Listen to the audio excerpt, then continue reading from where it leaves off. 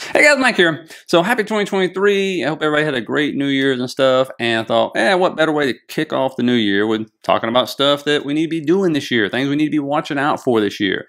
And I specifically am really doing this for people if you're out there working full time, you got a spouse, kids, you're going to college full time, whatever it is, right? A lot of obligations, and you just don't have time to be looking at 20 different indicators and this, that, and the other.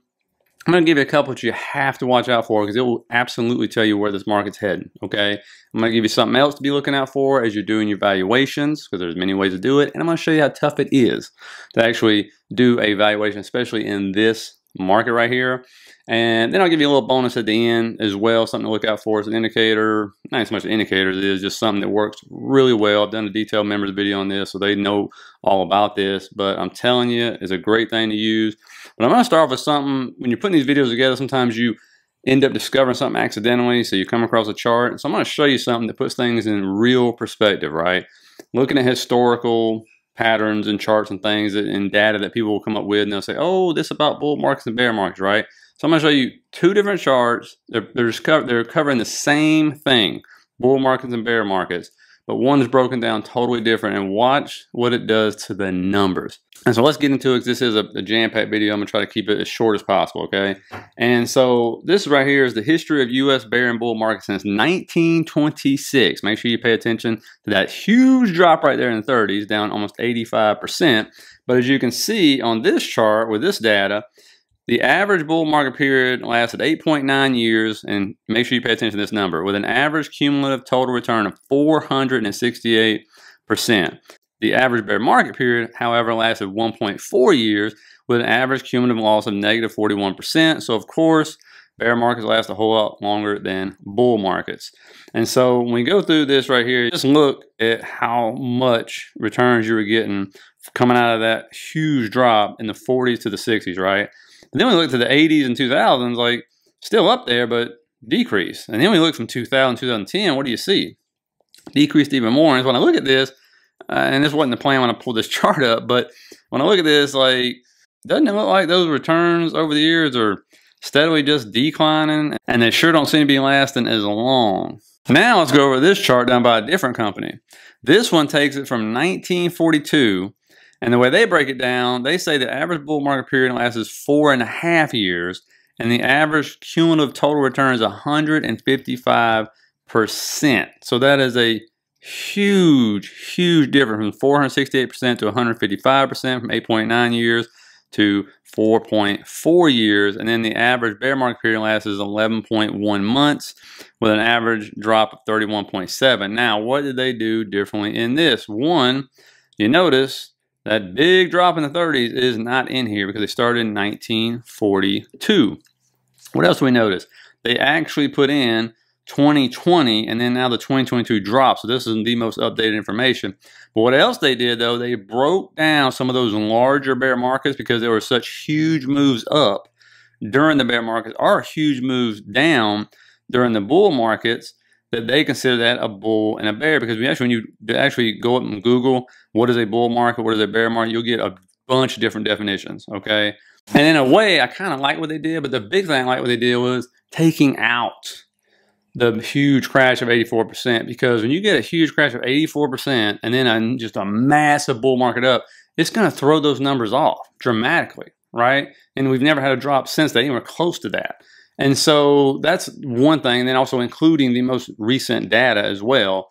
But then breaking down certain bull markets like that, if it was a 20% run up, they include it. If it's 20% run down, they include that as well. You know, kind of it skews your numbers, right? But it drops them way down to me and puts them in more realistic expectations, okay? And so what you need to take away from that is, one, if you look at either chart, what happens? The stock market goes up the majority of the time, right? That's what it wants to do. That's what it does. The bull markets last a lot longer than the bear markets. But now, a couple of things to watch out for, especially in 2023 here, if you're planning on averaging down, whatever your plan may be. And this is important. It's so easy to do this. So even if you're working full time, you got kids and family and karate practice and school, whatever you got going on, you can do this. It's not a problem. You can literally have plenty of things to go to. You can get a free account somewhere and put an indicator on this. But watch your bigger time frames, right? This is the weekly. This is the 200 weekly moving average. You'll notice we already bounced off it once, right? And now we're heading back down towards it. So what happens when you break the 200 moving average on the weekly? Well, and yes, that's right, boy.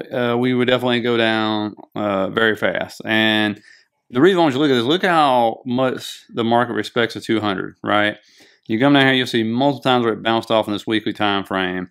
But you also have to understand when it breaks it, that's why the data, the macro has to back up what's going on. But you'll see in 08, what happened? We bounced off it multiple times, came down, tried to retest, and fell like a crater, then came back up in the recovery, rejected off of it, came back up, and bounced, right? And so, you go to 01, you'll see the same thing, came down, bounced off of it, didn't fall through, then fell through, go, wait a minute, retest, can't hold, and then here we go, right? And as people say, tell you, nothing good happens below the 200, right? That's the same for reading. You see it bounce, bounce, bounce, we'll go way back here, bounce, bounce, bounce, bounce, bounce, right? And then you get into these other bear markets where it comes down, bounces, doesn't go through, goes through, tries to retest, fail. And usually that's what you're waiting on. If it goes through, it's to wait for it to come back up to retest and fail. That's what you're going to be looking for. You can see it right there again. Bounce, bounce, bounce, falls through, retest, rejected, down we go. And this will trigger all kinds of algorithms for sure. And another one to look at real quickly here on the weekly is your 50 and your 100. What's happened here? The 50's crossed the 100 already, but more importantly, don't just look at the cross.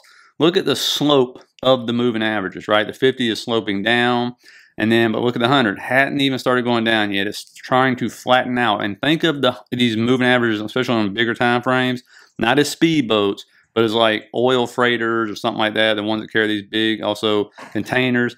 They don't turn easily, but when they do, the momentum is hard to stop. And you can see they rarely cross. There was a slight cross right there, but look at the slope, right, of these moving averages. This is what I'm talking about. You get in these bear markets, that looks very similar to what we're seeing right now, where it has not crossed. But when it does start sloping downward, there is a ton of momentum going down in the market to make this happen. And it's hard to stop. And then we go back to 01, you see the exact same thing, right? Again, once it turns, boom, heading down. That's the way it is. And so look for that 100 on the weekly to start sloping over. That's what you're really looking for. And if you're new here, please hit that subscribe button. Really appreciate it. And if you're getting anything out of this, please hit the like and think about sharing the video, guys. Now we get to what are you supposed to be doing by now, or if you hadn't done it, start doing it, is your list of stocks you want to buy. That's what you got to start doing, right? If you hadn't done it already. And then what do you need? You need to figure out what price you're coming in at. Well, how are we going to do that? All right. And I say before you even do that part, this is the best advice I've ever heard in 7 seconds. If you don't understand a company, if you can't explain it to a 10-year-old in 2 minutes or less, yes, don't own it. And you know why that's probably the most important? And it's this right here. They buy a stock and they think if it goes up, it's wonderful. And if it goes down, it's bad. We think just the opposite. When it goes down, we love it because we'll buy more. And if it goes up, it kills us to buy more. And that's why a lot of people don't average down the stocks they own, because they literally have no idea what they're investing in. They heard some guy in the elevator talk about it, or a guy on YouTube, and they went out and bought it and they have no clue. Certain stocks I don't invest in. I don't invest in pharma stocks. You can make a fortune. I don't understand pharma stocks. And plus there's just too much things that are out of the company's control. You fail one phase, one trial, whatever it is, and boom, it craters and you never see it again, right? But I want to show you how difficult it is, especially in this market, because it's total guesswork is what it is, to try to value a company. And we're going to use Meta, for example, because a lot of companies are what? They've just been destroyed, taken out of the woodshed, all this stuff, right? And so just to show you how difficult it is, I found 30 of these. I got it down to 4 for you just to make it short, but they're all the same. And check this out real quick. Ticker symbol META. So we can see here that we're getting a fair value for Meta stock of about $109 per share. If you're able to make 18% a year, buying it at $247. And on this one, you can see the intrinsic value is worth $163. And on this site, you can see fair value around $164.15. And on that one where they said 247, the range they had there from low to high was 118 to 247. They're going with 18% growth if you can get that. Other people are going different. So there's so many different ways you can try to evaluate something. And the range is just huge, just on that one stock, right? And it's this way for a lot of them. And if you try to follow the analysts, it is all over the place. Because what's going on? You have no idea what these people's growth is going to be this year. You have no idea what's going to go on in 2024. You have no idea what the earnings, none of it. You don't know any of it, right? Because we're in a bear market. We're just guessing, right? And like in a bull market, you're looking at it, you're going, okay, I'm looking at it with growth. We're growing steadily. And now all of a sudden everything's going downhill. They're laying people off. All this other stuff's happening. They're cutting CapEx.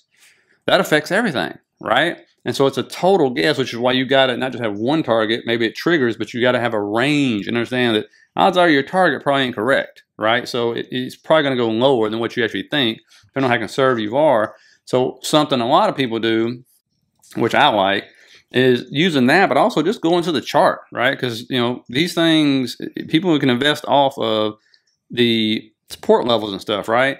And if you look, this is a bit meta for a reason, because it's been crushed like so many other companies. And it's very hard looking at anything, even a chart, to try to figure out to where to buy in, because you can see it went down to 2015 levels before it finally started to take a pop, right? And it'll probably go back down if the market goes down. But one thing a lot of people are doing, like with Google, for example, and I've seen this and I've done this, where you look at these ranges, right? You look at this channel that was in for years, and you go, okay, what happens if 2020 never happened? What happens if we didn't shut down the world, right? And you say, because you can see the bubble, obviously it went up, it popped. Well, now it's back in that channel, okay? And so here I'll go, okay, here's this range from like 100 to 78. And then, well, where's the bottom? What's the worst case scenario? Most likely you're sitting right there, that Coven low. If you draw it across, it goes back to 2017. So you have plenty of support there. So the worst case scenario, most likely, unless the world comes to an end, is around $52 to $55. That could absolutely happen. And so that's one thing to do. But most importantly, when you're doing these valuations, this is what's different from a bull market. When you're doing the valuations for yourself and looking at all this, the one thing you got to pay more attention to than any other time, and probably the last since 09 maybe, is the debt of these companies. And this is, you know, I'm just using Meta. I'm saying go and buy Meta. I'm just saying, here's Meta, for example. Got a lot of problems, but the one thing they don't have a problem with is debt. They have way more assets than debt, short-term and long-term. And what's really cool about Meta and some of these other companies is they actually earn more interest on their money than they have to pay out in interest on their debt. So that is a very good thing. And even though theirs went from 0% their debt ratio to 8%, that is extremely, extremely low. And if you look at Microsoft, Google, same thing. I mean, they have so much cash and they earn so much interest on that versus what they're paying out. And the reason why it's so important is understand, and I'll put this more detail in the videos and keep this one shorter for you, is the fact that you have companies they took out trillions of dollars in debt for basically free. I mean, basically zero interest rate or close to it, right? To use to expand. Well, now all of a sudden they're shrinking down. That debt will come due to have to be refinanced. I think in 2023 we got $1 trillion, 1.2 trillion in 2024, and then a massive jump in 2025. But you know, who knows? That's 2025 seems so far away. But just understand that's important. So if you're picking a company and it's just loaded with debt, and things really go south, and we stay in this high interest rate environment for longer than people think, those companies are going to be hurting on earnings. Okay, that's just the way it is, especially if they have to start issuing new debt to survive a real downfall, right? If we cross that 200 and the stock market just starts to really go down hard, then those are the companies going to be suffering the most. And so be very cognizant of that, because I can guarantee you big money is, and big money is the coattails you want to ride, not the guy in the elevator, unless he happens to be a multi-millionaire or something, okay? And that's another thing I'm going to be putting out and really doing more research on, is a video, I don't know if a week or every 2 weeks, whatever it is, on where big money's going, and start keeping it in a spreadsheet. You know, where's Warren Buffett going? Where's Ray Dalio? Where's, BlackRock, all these big institutions, where is their money going to? And then see if there's an overlap between all of them, right? Because just think about before oil stocks went through the roof, right?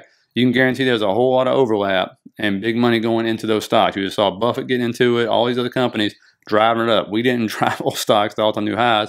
People were just riding the coattails, right? They saw that and said, here we go. That's where you see a shift. And so that's why you have to start doing that, because that's who's going to pick the new winners, right? Out of this, out of every bear market, there are new winners. It's the way it is, right? The old guard tends to retire sometimes, and new companies take over, because those big money companies, they're not looking at Amazon right now. They're looking at who's the next e-commerce giant that can take over and have more growth. They may not look as impressive, but they can get a lot more growth than an Amazon, things like that, right? Who's the next Google? Who's the next Microsoft? That kind of stuff.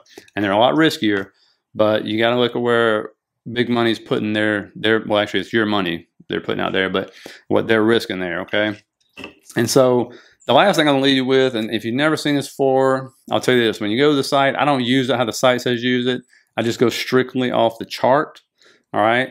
And the members know about this. I've done a detailed video on this showing how accurate this has been in the past, and you can do this yourself. And it's this fear and greed index in particular I like to use, right?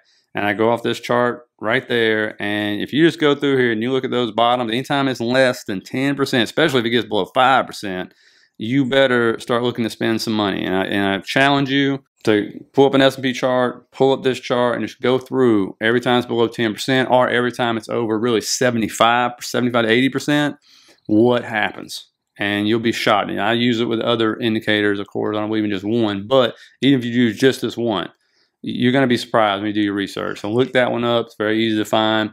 And there's, again, sayings that stand the test of time. And this is, right now, by using that, this is why Warren Buffett's where he's at. If you have a temperament that when others are fearful, you're going to get scared yourself.